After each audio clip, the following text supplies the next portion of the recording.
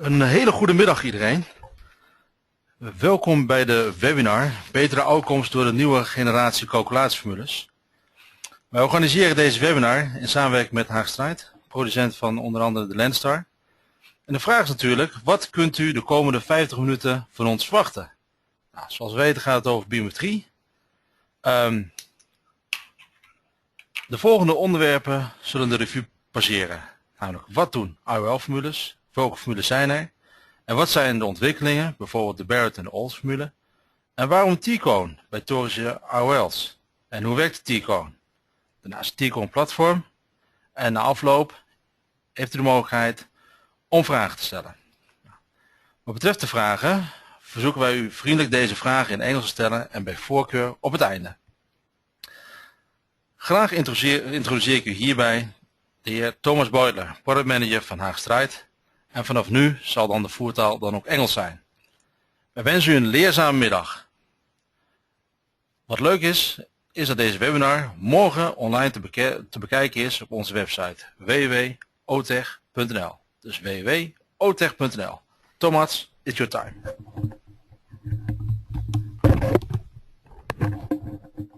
Thank you very much, and I would like to welcome you here in the name of Haag Streit for this unique webinar, and I would like to thank Laméris for provide me with the opportunity to talk to you on new means of IOL calculation formulae.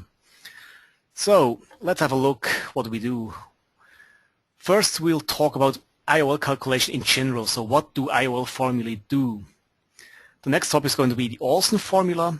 And last but not least, we'll talk about Torics, how we can calculate them, how we can get the best refractive result out there with the help of topography, the EyeSuite IOL Toric Planner, and the Barrett Toric Calculator, a new formula on the market. Okay, let's start with some basic introduction on what do IOL formulae do.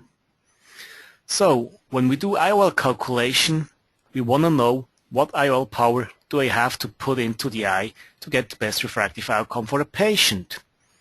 Well, we know that the IOL is going to sit in the capsular bag in an uneventful cataract surgery. So that's true.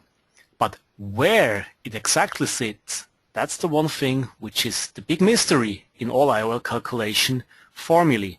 And that's where the formulae differ the most.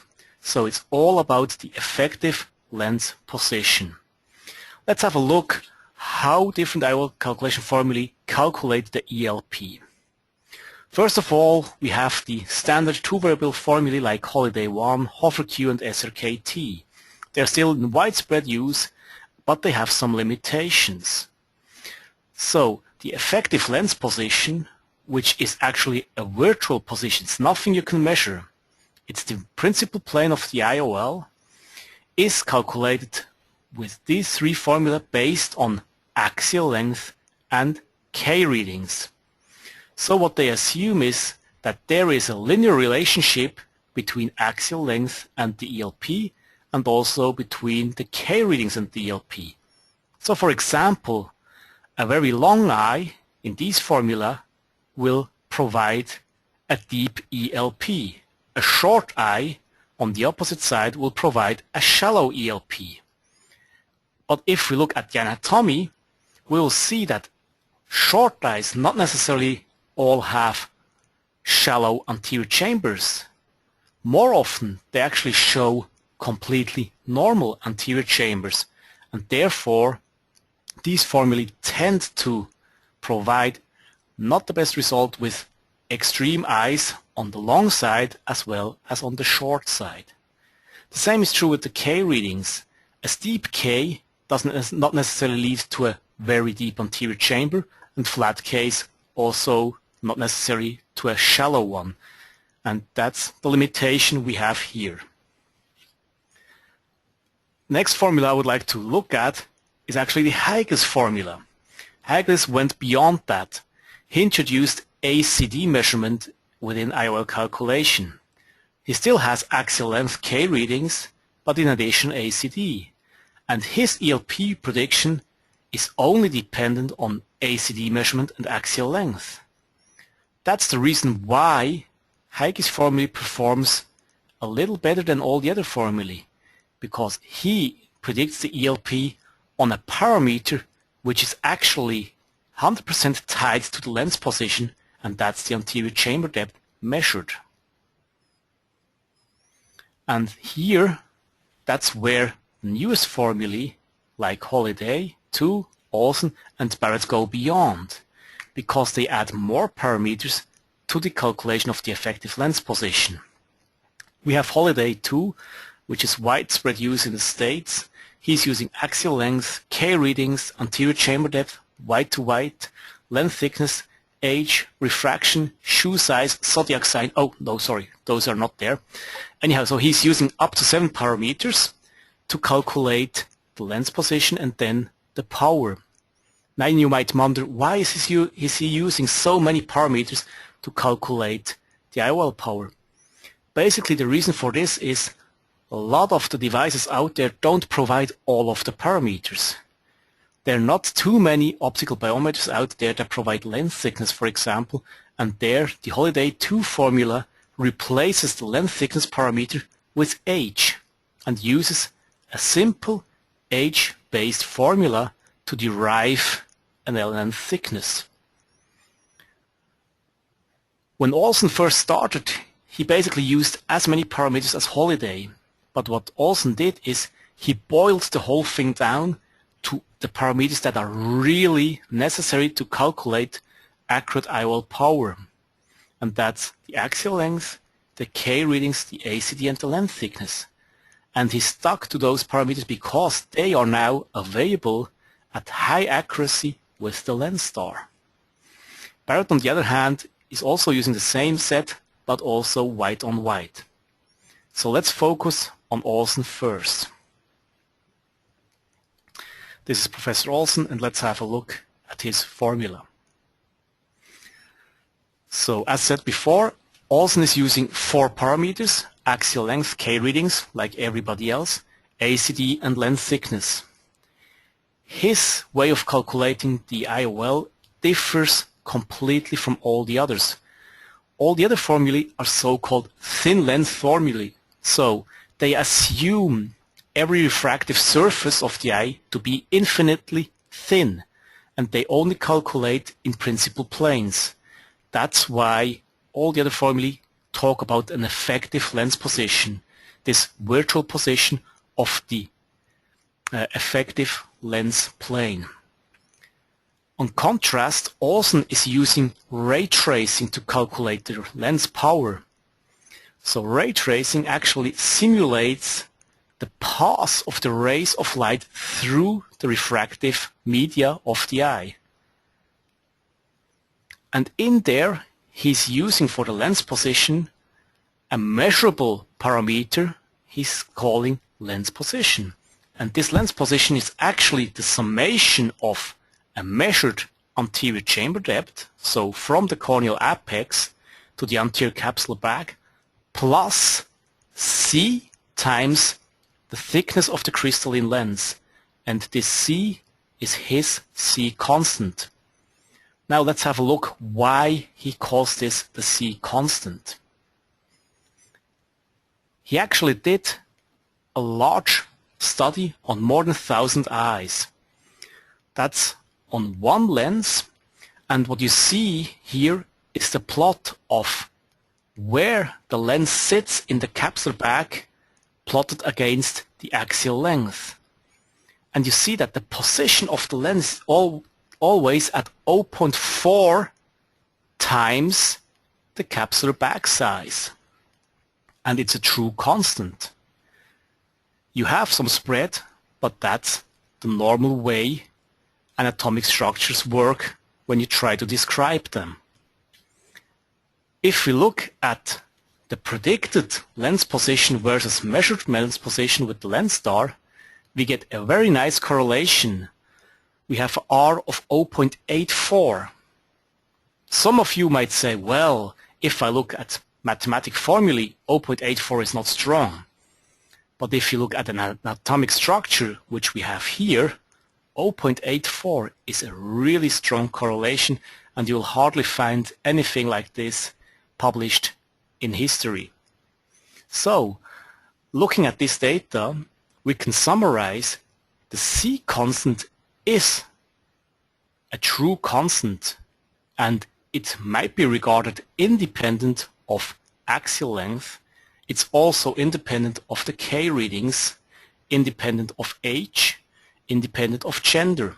So it really is a constant.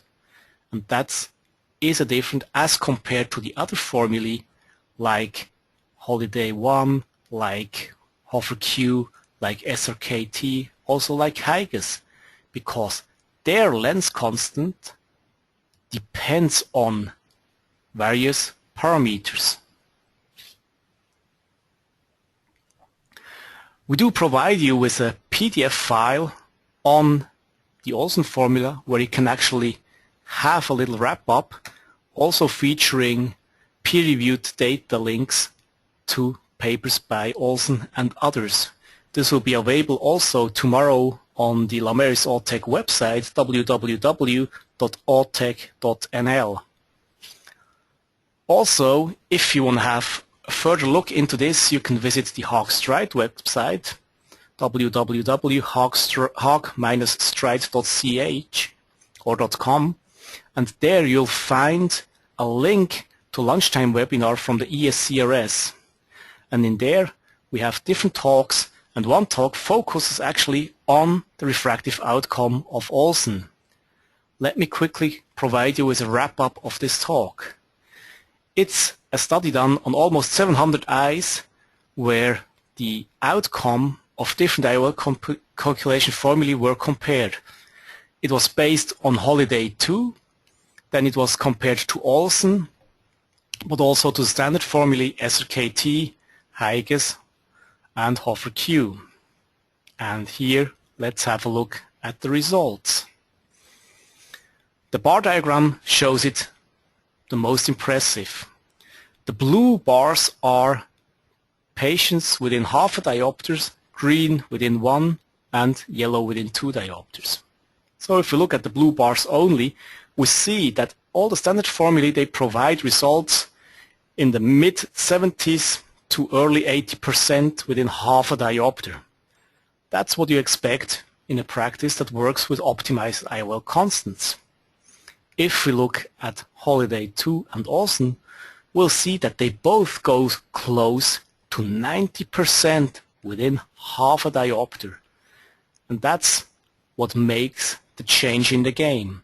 So you can reach really high numbers of successful cataract surgery cases using Olsen, because his way of calculating the lens position is independent of the eye parameters themselves and makes it available throughout the complete range of eyes from very short to very long ones.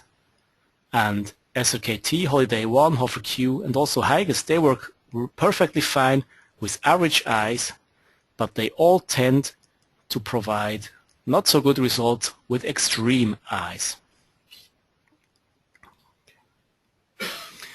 So this all was about the calculation of standard spherical IOL. Now we all know that there's plenty of patients out there that do have some amount of astigmatism. It starts at half a diopter and it goes up to quite high amounts. And a significant number of patients could be treated with a toric IOL, even at lower powers which are available now. But how do we best calculate the IOL power and the cylinder power in these cases? There, Haag Streit provides you with a new tool. It's the T-Cone Toric platform featuring EyeSuite IOL Toric Planner or just the EyeSuite IOL Toric Planner. So let's have a look first at the T-Cone Toric platform. The T-Cone Toric platform is an add-on to the Lenstar Biometrie.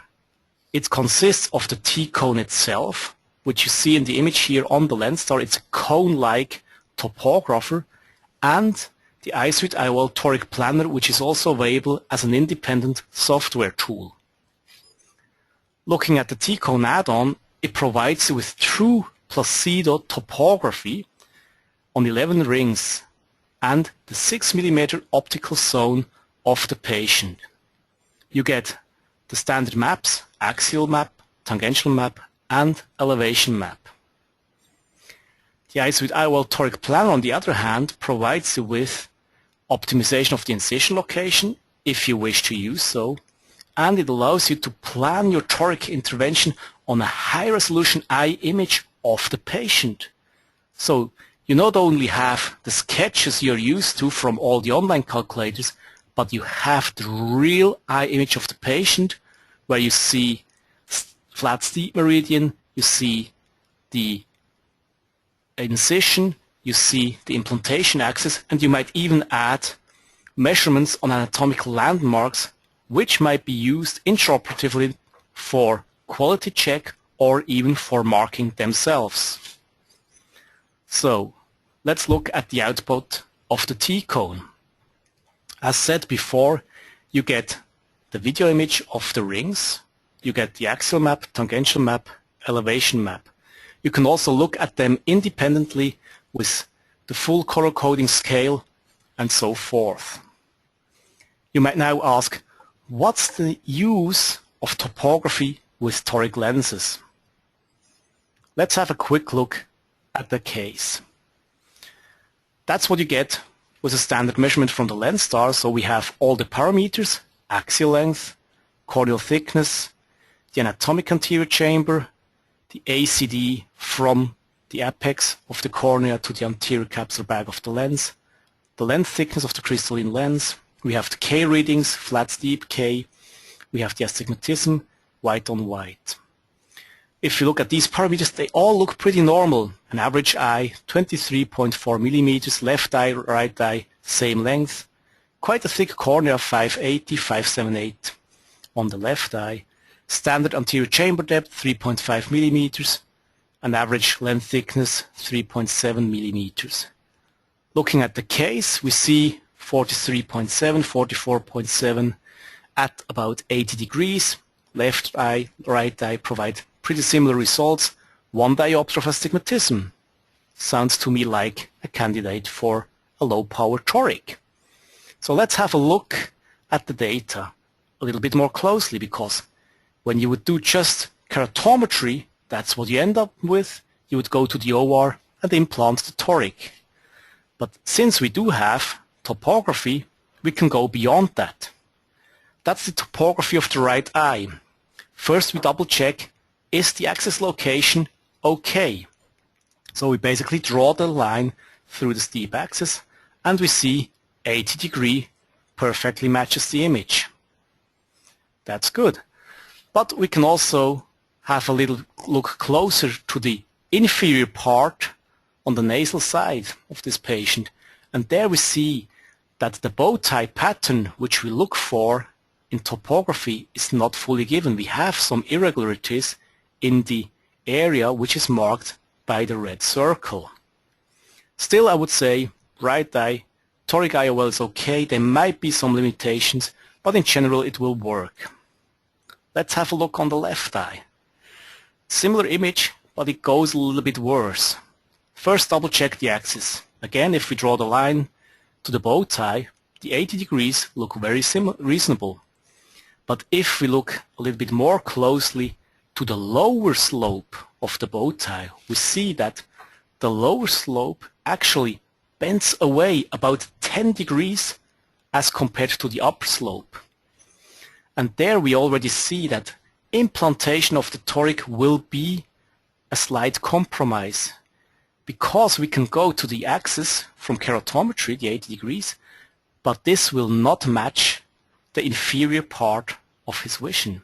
So there will be some residual astigmatism because of this tilting away of the lower slope of the bow tie, which you can also see in the elevation map.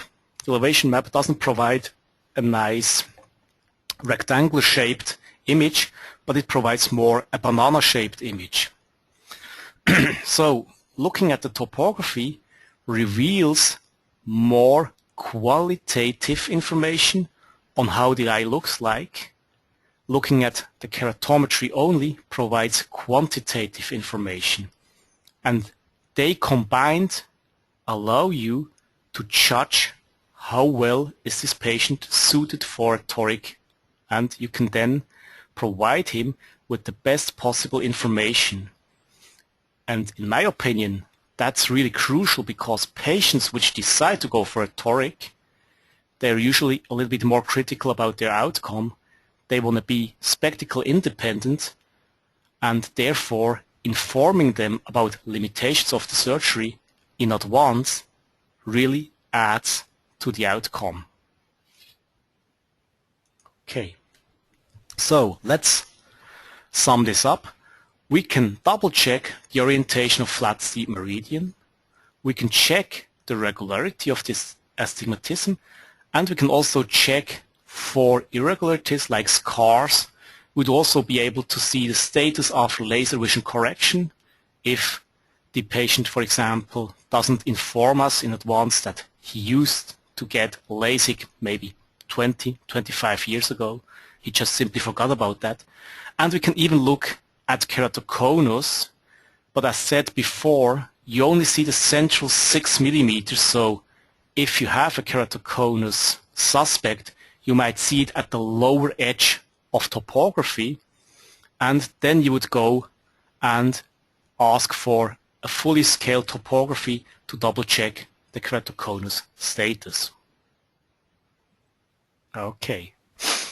Now, when we do have the topography there, we do have the K readings, we have the axial length, we can go to the planning step, and that's how the EyeSuite IOL Toric Planner looks like. On the right hand side, we basically have the summary you're used to from all online calculators. You have a sketch with the eye providing information on implantation axis, flat steep meridian, location of the cut, and on the left side you now see the real eye image of the patient. This is done without the T-cone. So we have flat steep meridian, we do have the axis of implantation of the implant, and the nice additional thing which we can do is basically we can measure where are anatomic landmarks. Here we have this yellow line at 155 degrees. We see the junction down here. And we could use this information for intraoperative marking, for example, taking a Mendes gauge, dialing in minus 30 degrees basically, and then marking the horizontal line based on this anatomic landmark.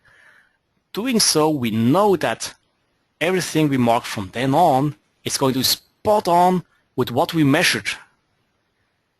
The reason for that is simple. The image you get here is registered with the data displayed on it. So all data available on display perfectly matches with the anatomic landmarks, and this is an additional value for you in the OR. If we do topography, actually we can double check in the image if the slope really matches. So you see here we can have an overlay of the central 6 mm topography. You can also make it semi-transparent. We see that here again the steep axis matches nicely with the bow tie pattern. That's a real nice case of regular astigmatism. We have the calculation of the IOL axis. We see the incision, and here the incision is always optimized, so it asks for an incision at 115 degrees in this case. What's done with EyeSuite is that it calculates where shall I move the incision based on your input, on your surgical induced astigmatism, to get the best toric outcome. So it basically minimizes the residual astigmatism to zero, so it makes that the corneal astigmatism measured plus the surgical induced astigmatism are matching the toric implant. Alternatively, you can also tell EyeSuite to provide the incision always at a fixed location, either superior or temporal, whatever is your preference. And if you actually go for an optimized incision, you tell EyeSuite the range you're comfortable to cut in. For example, if you say, I'm comfortable to cut from 80 degrees to 180 on a right eye, so from superior to temporal, you can teach EyeSuite that's the area I'm happy to cut in, and then you will get, like in the example here, the output that the best result may be achieved if you cut at 115 degrees. Now let's have a look how the IOL is calculated. There we are right now using the Barrett Formula because we think it's really providing the best-in-class results. But how does Barrett differ from all the other approaches which are available there, which are online, like the Alcon Toric calculator, like the AMO calculator, or other calculators like the Holiday 2 Toric calculator? Okay, first of all we look what does Barrett do in his formula. Barrett's Toric calculator is based on his Universal 2 formula, which has been there for quite some time. The Universal 2 is then applied to, first of all, calculate the lens position and use this lens position to calculate the power of the cylinder of the IOL in the corneal plane. As compared to the Alcon calculator, for example, that's a big difference because the Alcon calculator always uses a fixed ratio from the IOL implant to the cornea. Secondly, Barrett is calculating the back surface of the eye, the back corneal surface, based on anterior measurements. He's using there a very sophisticated eye model, and this is what makes the winner here. We'll see it in some study data later on. And last but not least, he's using thick lens considerations, so if you have a very low power IOL, he takes into account that usually the design switches from a biconvex lens design to a meniscus design. Okay, let's go a little bit more in depth. So, the Barrett formula calculates the lens position based on axial length, K reading, ACD, length, thickness, white to white, IOL power and design. So he's using an eye model. He splits the eye into the anterior portion, which is basically made by the cornea, and the globe of the eye. He fits two circles into those two anatomic structures, and where they intersect, that's his calculated AC. That's the Barrett formula's anterior chamber.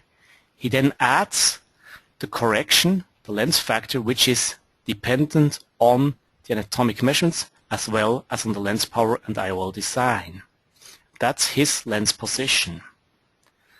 With this two-circular approach, he also gets the diameter of the ciliary body. And this information is now used in Toric calculations to first of all calculate the diameter of the ciliary body horizontally, or if you have a regular astigmatism in the horizontal plane, and if you have a normal with the rule, the vertical as well. If you have an oblique astigmatism, it will calculate in the two major axes of the astigmatism. This information is then used to calculate the back surface of the cornea. And from the back surface of the cornea, we already know from the old days back to Chaval that the horizontal diameter of the cornea on the back surface is always larger, so flatter than the vertical. And that's basically what we know as Chaval's rules. Back in 1890, he already published data that showed that the posterior cornea always adds about half a diopter of against rule astigmatism. And this has been actually proven again in data published by Doug Koch and Li Wang just recently. what they did is they analyzed corneal astigmatism with the pentacam. On the left side we see the anterior corneal astigmatism, on the right side the posterior corneal astigmatism. What the left side shows is that on the anterior cornea we have a strong dependence on what kind of astigmatism we experience based on age. In early years, patients tend to show with-the-rule astigmatism, but the older they get, the more against-the-rule astigmatisms we see. So we see that the red bars are declining with age as compared to the green bars, which are rising. The oblique astigmatism, they are more or less constant. On the other hand, we have the posterior cornea, and there we don't see this effect at all. So the posterior cornea is always with the steep meridian vertical and doesn't show an age dependence. And that's exactly what Barrett is using in his Toric calculator to then design an eye model of the posterior cornea based on anterior measurements. So let's have a look how this turns out in the real world. We have here two studies published by Graham Barrett at last year's ESCRS. The first one is a comparison of the outcome of the Toric online calculator as compared to the Barrett formulae using Lenstar data. What we first of all see is that with the outcome calculator we only get about 25% of the patients within half a diopter of residual astigmatism. And if we draw the residual change as a vector, we see we have 0.6 diopter offset, which is quite big. Now, if we add posterior information to the image, so we use pentacam measurements for the total corneal power, we can get a better image. That's basically the target you see on the lower left. There you see that you can improve the number of patients within half a diopter of residual astigmatism to about 44%. So we can double them. But still we have a residual remaining error of 0.33 diopters. So this error could only be cut in half using measured posterior cornea. Now if we apply the Baylor Toric monogram from the data I just showed you in the previous slide, we can again get a better result. So we can reduce the centroid to 0.2 diopters and increase the number of patients within half a diopter of residual astigmatism to more than 50%. Now you might wonder, why is a fixed number used to adjust for the posterior cornea better than the measurements done by the pentacam? I mean, I don't know the real answer, but I can only assume an answer. If we look at topographers, we all know that they are perfectly good imaging devices. So they provide very valuable and good information on the corneal topography. So we see if we do have local dents, if we do have steepening, if we do have keratoconus, if we do have irregularities. But if we then go to real numbers, they tend to be limited. When you do a little test on your topographers and try to make a measurement a little bit off-center on a spherical eye, and you will realize that suddenly the eye looks astigmatic. And I guess that's the reason why we have this improvement with a fixed number as compared to measured numbers, because using the measurement seems to be a little noisy. Now, going back to Barrett. Barrett not only uses a fixed number to calculate the posterior cornea, but he adjusts it based on the anterior measured cornea. And if you look now here at his results, the same patient cohort we could go to more than 60% within half a diopters and look at his centroid. So in average, he nails the result. 0.06 diopters, it's really spot on. So now, some of you might tell, well, that's not enough, not a fair comparison because we all know of the limitation of the Alcon Toric calculator. No, it doesn't take into account the lens position. So he did a comparison against the Holiday IOL Consultant Toric calculator. And this calculator actually takes lens position into account. And if you look at this result, so that's the top left target we see there, we see that we have a slight improvement as compared to the Alcon calculator, but it's not significant. We have about 28% of the patients within half a diopter, and we still have a centroid of about 0.5 diopters, which is still significant.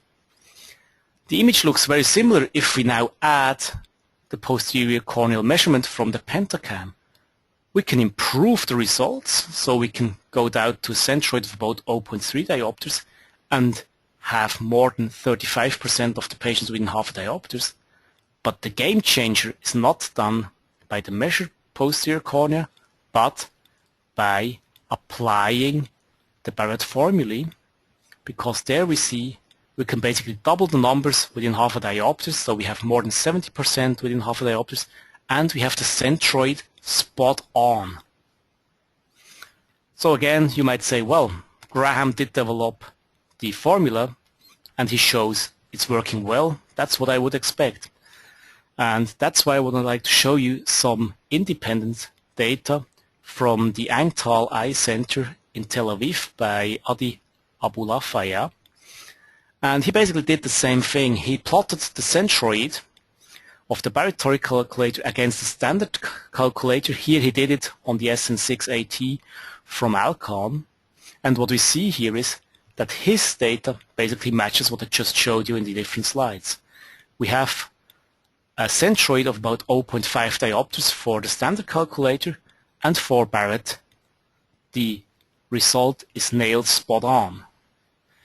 If we look at the result from the Barrett calculator as compared to pentacam measurements with the Toric standard calculator, we see again the same thing, about 0.4 diopter of the centroid with the standard calculator and pentacam, and Barrett is spot on. And last but not least, I would like to go to this slide. Some of you might say, well, I do have an IOL master. I can take the IOL master measurement, go to either the ASCRS or the APACRS website and use the Barrett Toric calculator there. But still you will get a difference between the Lenstar and the IOL master. If you look here at the centroid, they are equivalent. They both are spot on. But if we look at the spread, you see that the Lenstar's results are much tighter together. So with the Lenstar, you get more patients really happy because you will have less outliers. And if we look at the 95% confidence interval, it's the ellipse you see on the left and the right side, it's about half a diopter where the Lenstar is better than the IOL Master. And this study was done with IOL Master 500, so one of the latest models they have. So let's sum it up. With the Lenstar G-Con Toric platform, we can provide you with highly accurate K readings. We can improve the confidence using topography to check the axis orientation and the regularity of the astigmatism. The Barrett Toric calculator, as shown with just the recent results, is the best-in-class IOL prediction method. Using Lenstar Biometrie, you get the best possible prediction result available, and all of it in a very smooth and safe workflow. If you want to do the same thing online, you always have the possibility of data transcription errors and so forth. And last but not least, you can plan your toric intervention on the real eye image of the patient. You can add anatomic landmarks. This all helps to double check your outcome. Also here you're going to get access to a PDF file on the Toric planner as well as the T-cone, and to a addendum to the Cataract Refractive Surgery Today magazine, which was published in October last year. That's all going to be tomorrow on www.ootech.nl. And again, if you go to the Haag Streit website, you can have a look at the lunchtime seminar of last year's ESCRS. There you find talks of Barrett and of Olsen. So, thank you very much for your time, and feel free to ask questions. I'll try to answer them the best I can. Thank you very much.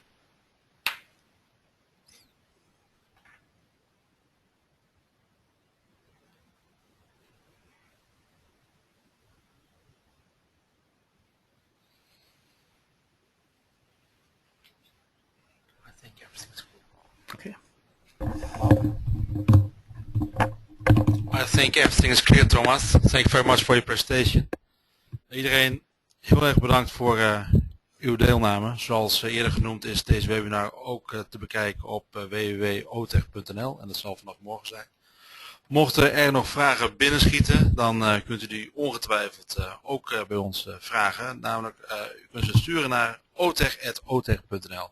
Wij zullen zorgen dat uw vraag beantwoord wordt. Bedankt voor uw deelname en tot binnenkort. Dag.